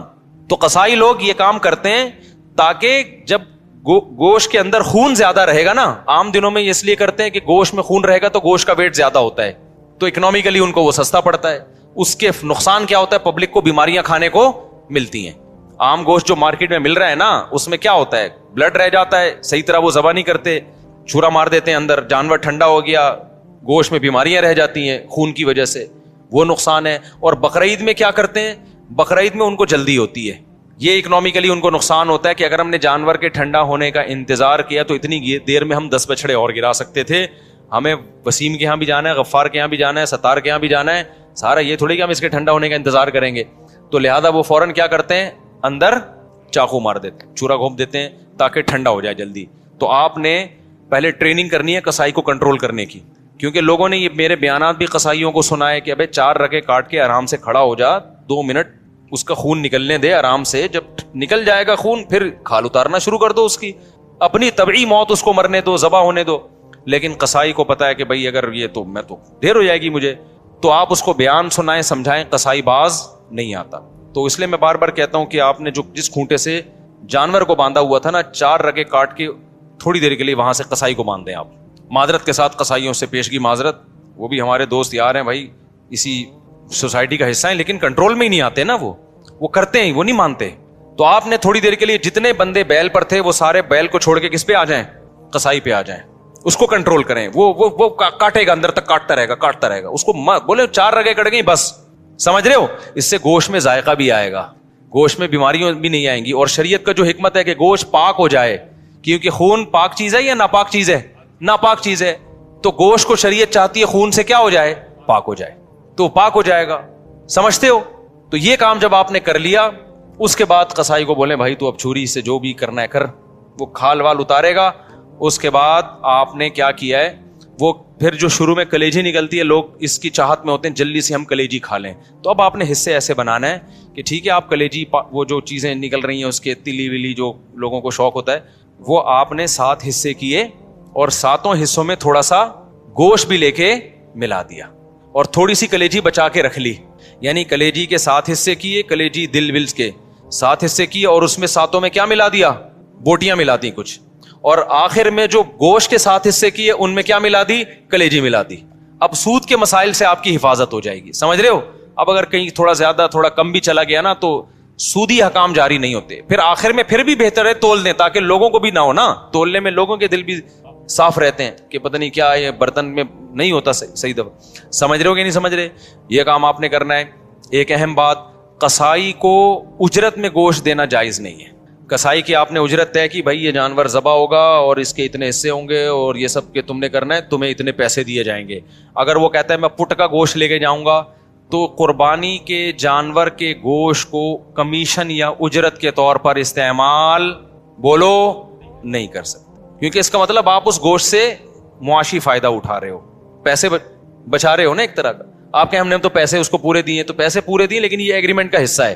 تو آپ نے قصائی کو مایوس کر دینا ہے کہ بھائی آپ کو صرف پیسے ملیں گے, باقی اخلاقی طور پر جب کلیجی گھر سے پک کے آئے گی تو جہاں سب کھا رہے ہوں گے آپ بھی کھا لینا, کوئی ہم منع تھوڑی کریں گے. الگ سے اس کا کوئی گوشت میں حصہ نہیں ہونا چاہیے, سمجھتے ہو, اس کو مایوس کر دیں آپ کی پیسے ملیں گے. اور پھر آخر میں جب آپ گوشت بانٹ رہے ہوں تو کسی کو بھی دے دیں, پھر اس میں قصائی کو بھی دینے میں کوئی حرج نہیں ہے. لیکن آج کل یہ عرف بن چکا ہے, قصائی لازمی گوشت کا حصہ لے کے جاتے ہیں, پھر وہ بیچ رہے ہوتے ہیں, بقرعید کے بعد دکانوں میں بک رہا ہوتا ہے, پھر وہ, سمجھ رہے ہو. کھال کے بارے میں کیا حکم ہے, کھال جانور کی یا تو آپ استعمال کر لیں, کسی کو بھی دے دیں شرکا میں سے, اس کی کھال کو آپ نمک وغیرہ لگا کے استعمال کر لیں, جائے نماز بنا لیں, بڑی بہترین چیز ہوتی ہے. اور اگر آپ نے اس کو بیچ دیا تو پھر اس کی قیمت صدقہ کرنی پڑے گی, پھر آپ اس کی قیمت استعمال نہیں کر سکتے. تو ڈائریکٹ کھال صدقہ کر دیں یا بیچ کے قیمت صدقہ کر دیں. اور ویسے استعمال کرنا چاہے تو کھال استعمال ہو سکتی ہے, وہ مسلح بنایا جا سکتا ہے, اس کا کچھ بھی بنایا جا سکتا ہے, مشکیزہ بنایا جا سکتا ہے. پہلے زمانے میں تو لوگ یہی کچھ کرتے تھے. یہاں تک بات کھوپڑی شریف میں آ گئی ہے. تو اچھا, ایک اہم کام آپ نے یہ بھی کرنا ہے کہ بھائی قربانی کے وقت نا ذکر اذکار کا ہونا چاہیے, شور شرابے کا نہیں ہونا چاہیے. یہ عبادت ہے, اللہ کے حکم پہ آپ اللہ کے مسخر کردہ جانور کو کاٹ رہے ہو, اللہ کے دربار میں پیش کر رہے ہو, تو یہ عبادت کا وقت ہے. اس میں جس قسم کا ہلا گلا ہو رہا ہوتا ہے یہ اس موقع پہ بالکل سوٹ نہیں کرتا. گوشت کھاتے ہوئے آپ ہلا گلا کر لیں, شام کو تکے بن رہے ہیں, تھوڑا سی مذاق کر لیں, لیکن جب جانور ذبح ہو رہا ہے نا تو اس وقت یہ ہنسی مذاق کا ٹائم نہیں ہے. اس وقت کس چیز کا ٹائم ہے, اللہ کے ذکر کا. دعا پڑھے, انی وجہت وجہی للذی فطر السماوات والارض حنیفا وما انا من المشرکین. اے اللہ میں نے اپنے رخ کو ذات کی طرف پھیر لیا جس نے آسمانوں اور زمین کو پیدا کیا, میں شرک کرنے والوں میں سے نہیں ہوں, صرف تیرے نام پہ جانور کاٹوں گا, کسی اور کے نام پہ نہیں کاٹوں گا. ان صلاتی ونسکی ومحیایا ومماتی للہ رب العالمین. میری نماز, میری قربانی صرف کس کے لیے, اللہ کے لیے. تو اس طرح کے الفاظ زبان سے عربی میں یا اردو میں دہرائیں، اے اللہ یہ ہماری طرف سے ہے، اس کو تو اپنے دربار میں قبول کر لے. اس وقت جو ہلا گلا باجے پوں پوں اچھل کود، یہ بہت غلط حرکت ہے. سمجھ رہے ہو کہ نہیں؟ بالکل ایسے موقع پہ مسلمان پہ یہ چیزیں سوٹ نہیں کرتی. جو عبادت کا موقع ہے اس میں آپ اس طرح کی انٹرٹینمنٹ کر رہے ہو کہ پتہ ہی نہیں چل رہا ہے کہ کوئی شادی ہو رہی ہے یا عبادت ہو رہی ہے. سمجھ رہے ہو کہ نہیں سمجھ رہے؟ یہ کام کرنا ہے آپ نے. اس کے بعد جب جانور کٹ جائے اور حصے ہو جائیں تو آپ نے کیا کرنا ہے؟ اگر آپ غریب ہیں، آپ کے بچوں کی تعداد زیادہ ہے، گوشت کھانے کو کم ملتا ہے سال میں غربت کی وجہ سے، فیملی بڑی ہے، تو سارا گوشت خود ہی کھا لیں. پھر ایک حصہ صدقہ کرنا یہ افضل بھی نہیں ہے، کیونکہ اپنے بچوں کا حق پہلے ہے، دوسروں کا حق اسلام میں بعد میں. بعض ایسے غریب ہوتے ہیں بیچاروں کو پورے سال گوشت نہیں ملتا، اب انہوں نے پیسے جمع کر کے قربانی کر لی تو کھاؤ بھائی، ٹھیک ہے نا، پھر صدقہ نہ کرو. لیکن اگر اللہ نے آپ کو مالی وسعت دی ہے، آپ پورے سال گوشت کھاتے رہتے ہیں، تو پھر 1/3 گوشت کیا کر دیں؟ کم سے کم بولو صدقہ کر دیں، افضل ہے. کیونکہ قرآن کہہ رہا ہے کلو منہا، خود بھی کھاؤ اور مسکینوں کو بھی کھلاؤ. تو کم سے کم 1/3 گوشت کیا کر دیں آپ؟ وہ صدقہ کر دیں، آپ لوگوں کو کھلا دیں. آپ سمجھتے ہو کہ نہیں سمجھتے؟ دوسرا کام، باقی 1/3 کا کیا کریں؟ وہ رشتہ داروں کو دے دیں. لیکن اگر رشتہ داروں نے بھی قربانی کی پھر نہ دیں ان کو، تو 2/3 کھا لیں. لیکن 1/3 کوشش کریں کیا کریں بھائی؟ صدقہ کر دیں. یہ مالداروں کے لیے، غریب آدمی کیا کرے؟ پورا کھا جائے. ٹھیک ہے نا، اللہ کی طرف سے ضیافت ہے، بار بار موقع ملتا نہیں تو پھوڑ دے. اچھا، پھر تیسری بات، قربانی کے گوشت کو ایک بہت اہم مسئلہ ہے کہ بعض لوگ ساری قربانی صدقہ کر رہے ہوتے ہیں کہ اپنے ملک میں اپنے گھر میں کرنی نہیں ہے، بلکہ ہم نے کیا کرنا ہے؟ دوسرے ملک میں، غریبوں کے ملک میں کرنی ہے. جیسے امریکہ اور UK میں لوگ کر رہے ہوتے ہیں، وہاں نہیں کر رہے قربانی، یار ساری پاکستان میں کر دو، غریبوں کو کھلا دو. یہ مناسب نہیں ہے. آئی بات سمجھ میں؟ کیونکہ قربانی میں یہ اصل صدقے کا حکم نہیں ہے. اصل صدقہ بھی ہے اس میں ضمناً، اصل تو حکم یہ ہے کہ بقرعید کے 3 دن ہیں، اللہ چاہتا ہے میرے نام پہ جانور کاٹو اور پھر اللہ کی طرف سے آپ کے لیے اس کی میزبانی ہے. اللہ میاں کہہ رہے جانور ذبح کرو اور کیا کرو؟ پھر کھاؤ اللہ کی نعمت. آپ کہہ رہے میں نہیں کھاؤں گا، میں کیا کروں گا؟ میں پاکستان میں قربانی کروں گا، میں انڈیا میں کروں گا، میں افریقہ میں کروں گا، میں خود کچھ بھی نہیں کھاؤں گا. تو میں یہ نہیں کہہ رہا کہ حرام ہے، ناجائز ہے، قربانی کا ثواب تو ملے گا، لیکن یہ ایک نوعیت کا اعراض ہے اللہ کی ضیافت سے. روزہ حرام کر دیا تاکہ آپ گوشت سے اوائڈ نہ کریں. اس لیے علماء یہ کہتے ہیں کہ آپ ٹھیک ہے باہر ملک میں قربانی کریں غریبوں کے لیے، کم سے کم ایک حصہ آپ اپنے ملک میں جہاں آپ رہتے ہیں وہاں کریں، اس لیے تاکہ قربانی کا گوشت آپ کے گھر میں آئے اور آپ اس گھر کو، اس گوشت کو کھائیں. اب مالدار لوگ کہتے ہیں ایکچولی ہمیں ضرورت نہیں ہے کھانے کی، ہم پورے سال کھاتے ہیں، ہمیں کیا ضرورت ہے؟ میں نے دیکھا ہے ایسے مالداروں کا، ہم تو کھاتے ہیں پورے سال ہی گوشت کھاتے ہیں. فون کیا اپنے خادم کو، یار تم ایسا کرو وہ وہیں عیدی سینٹر میں ذبح کر کے وہیں غریبوں کو بانٹ دو. اور بھائی آپ کو ہم نے کب کہا کہ آپ نہیں کھاتے؟ یہ والا وہ والا نہیں ہے جو آپ پورے سال کھاتے ہیں. سمجھ میں آ رہی ہے بات؟ یہ وہ والا گوشت نہیں ہے جو آپ پورے سال کھاتے ہیں. دیکھو آپ کے ابا نے آپ کو بلایا، آپ گئے، آپ کے ابا نے بڑی خوشی کا اظہار کیا میرا بیٹا آج مجھ سے ملنے کے لیے آیا ہے، اور آپ کے ابا نے آپ کے لیے دال چاول لا کے رکھ دی. آپ کا ابا میں دال چاول، میں تو ویسے ہی اتنا کھاتا پیتا آدمی ہوں، میں تو کوفتے کھاتا ہوں اور ابھی بھی میں نے تھوڑی دیر پہلے برگر کھایا، تو ایکچولی یہ آپ لائن میں دے دیں، وہ شاپر میں ڈال کے دے دیں، میں کسی محلے میں کسی کو صدقہ کر دیتا ہوں. آپ نے شاپر میں ڈالا اور آپ نے کہا صدقے کا ثواب لوں گا میں. ابا کو غصہ آئے گا کہ نہیں آئے گا؟ ابے تو مجھے خوش کرنے کے لیے دھونے والے کھا لیتا ہے اس میں سے، میں نے تیرے لیے بنائے ہیں. تو جس میں تکبر ہوگا وہ نہیں کھائے گا، جس میں تواضع ہوگی وہ پیٹ بھرا ہوا بھی ہوگا نا، تو ابا کے سامنے دال چاول ایسے کھائے گا جیسے کئی دن کا بھوکا ہوں میں. کیا خیال ہے بھائی؟ ایسے کھائے گا جیسے کئی دن کا بھوکا ہوں. وہ کہے گا میں تو، مجھے تو بہت مزہ آ رہا ہے اس کے کھانے میں، بڑا دل چاہ رہا تھا میرا کھانے کو، آپ نے بڑے صحیح ٹائم پہ ابا میرے لیے دال چاول کا انتظام کیا. ایسے موقع پہ کہنا ابا شاپر میں ڈال دو، میں پاکستان میں صدقہ کر دیتا ہوں. ٹھیک ہے نا، وہاں غربت زیادہ ہے. تو یہ جو باہر ملکوں میں، لندن میں، امریکہ میں لوگ اپنے گھر میں ذرا بھی قربانی نہیں کرتے، یہ غلط کرتے ہیں. ٹھیک ہے آپ پاکستان غریب ملک ہے، یہاں بھی قربانی کر لیں، لیکن اگر ایک ہی حصہ کرنا ہے نا تو پھر اپنے گھر میں کریں، صدقہ بعد میں کر دینا آپ. کیونکہ اللہ میاں یہ گوشت، یہ وہ بکرا نہیں ہے جو آپ روزانہ کاٹ کے کھاتے ہیں، یہ وہ بکرا ہے جو کون کھلا رہا ہے؟ اللہ کھلا رہا ہے. تو اس میں تکبر کہ ایکچولی ہمیں تو ضرورت نہیں ہے، ایکچولی ٹوپی ڈرامے چھوڑ دو بھائی، اللہ کھلا رہا ہے، شوق سے کیا کرو؟ کھاؤ. اللہ نے ہمیں بھی رزق دیا الحمدللہ. مجھے یاد ایک دفعہ بقرعید میں کیا ہوا کہ جی وہ میرا سفر تھا، اب دال چاول ہی مل رہی ہے بقرعید کے دن. مجھے اتنا غصہ آیا، یار آج ہماری عید کا دن ہے، کہیں سے گوشت لے کر آؤ بھائی قربانی کا. میں نے ساتھیوں کو ہلا دیا, پھر انہوں نے انتظام کیا بھائی وہ فلاں جگہ. میں نے کہا بھائی گوشت کھائیں گے یار ہم, یہ پاگل تو ہم مسلمان ہیں بھائی, بقرعید کے دن ہم پاگل ہیں کہ مرغی چکن بریانی مجھے لا کے بقرعید میں رکھ دی سفر کی وجہ سے نا. میں نے کہا ہم نہیں کھائے گا چکن بریانی, ہمیں قربانی کا کیا چاہیے, گوشت. اللہ کو یہ ادا ایسے موقع پہ کیا ہوتی ہے, پسند ہوتی ہے. ہمارے نبی کو کھانے پینے کا بالکل شوق نہیں تھا. سب سے زیادہ کھانے پینے سے اوائڈ کس نے کیا ہے, سید الانبیاء محمد صلی اللہ علیہ وسلم نے. آپ تو فاقوں سے رہتے تھے. بقرعید کے دن آپ کھاتے نہیں تھے جب تک جانور ذبح نہ ہو جائے اور پہلا نوالا گوشت کا آپ کے پیٹ مبارک میں نہ جائے. سمجھ رہے ہو کہ نہیں سمجھ رہے؟ اپنا شوق دکھانے کے لیے کہ ہم آج نہیں کھائیں گے, پہلا نوالا کیا جائے گا ہمارے پیٹ میں, قربانی کے گوشت کا. تو اللہ سے استغنا مت دکھاؤ, اللہ کے سامنے تکبر بولو مت کرو, وہاں عاجزی ظاہر کرو. اللہ ہم تو کھاتے رہتے ہیں, وہ بھی تو ہی کھلاتا ہے, اپنے خرچے پہ کون سا کھاتے ہیں ہم, ٹھیک ہے نا. تو ان دنوں میں تو کھلائے گا ہم کھائیں گے. تو اس لیے بقرعید کو کوشش کریں ناشتہ بھی نہ کریں قربانی کے, لیکن یہ قربانی کے گوشت جب ٹائم پہ مل جائے. ورنہ آج کل جو قربانی کا گوشت کسائی لوگ اثر میں تیار کر رہے ہوتے ہیں تو پیٹ کمر سے چپک کے خود قربانی کا بکرا بنا ہوا ہوتا ہے آدمی. پہلے زمانے میں ٹھک ٹھک ٹھک قربانی ہوتی تھی. تو اس لیے بقرعید کے دن جو ہے نا, جو یورپ امریکہ میں لوگ رہتے ہیں, بھائی اپنے گھر میں قربانی کا گوشت لایا کرو, کھایا کرو, بچوں کو بھی کھلاؤ. بولو, بچے پوچھیں ابا آج کیوں بکرے وکرے کھائے جا رہے ہیں؟ بیٹا یہ ہمارا عید کا دن ہے اور یہ ضیافت کس کی طرف سے ہے, اللہ کی طرف سے. آج ہم گوشت کھائیں گے. سمجھتے ہو کہ نہیں سمجھتے ہو؟ ہاں, جس کو پرہیز ہے بڑے گوشت سے وہ بکرا کھا لے. ایسا نہ ہو کہ اتنا فارم میں آ جائے کہ ڈاکٹر نے منع کیا ہوا ہے بڑا گوشت کھانے سے. بعض لوگ یہ بھی کر رہے ہوتے ہیں بھائی اللہ میاں نے جب کھلا رہا ہے تو میں تو کھاؤں گا. ڈاکٹر کہہ رہا ہے تو گائے مت کھا, ٹھیک ہے نا, تیرا کولیسٹرول بہت بڑھ چکا ہے. آپ کہہ رہے ہو اللہ کھلا رہا ہے, تو اللہ تو کھلا رہا ہے لیکن اللہ کہہ رہا ہے پہلے اپنی صحت بھی دیکھو نا.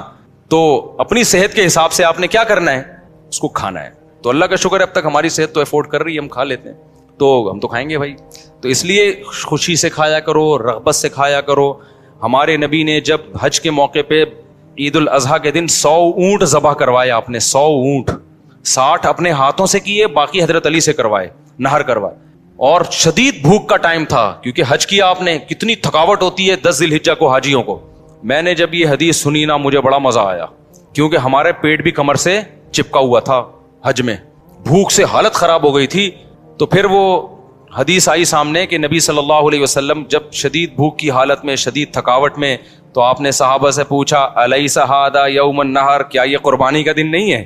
کتنا مزہ آیا ہوگا نا کہ یہ دن کون سا ہے بھائی, یہ تو قربانی کا دن ہے, یہ تو کھانے پینے کا دن ہے. صحابہ نے کہا ہاں یا رسول اللہ.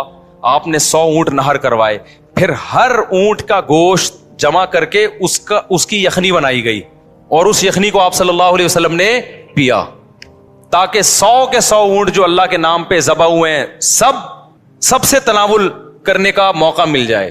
تو ہمارے نبی تو استغنا نہیں کر رہے کہ میں کیوں کھاؤں بھائی, ٹھیک ہے نا. اور کتنا زبردست مزہ آیا ہوگا نا, وہ گوشت کی یخنی کتنی مزے کی ہوتی ہے. بھوک کی حالت میں جب آپ یخنی کھائیں, آپ لوگ کو نہ بھوک لگ رہی ہے نہ گوشت کا مزہ ہے, تو آپ لوگ کی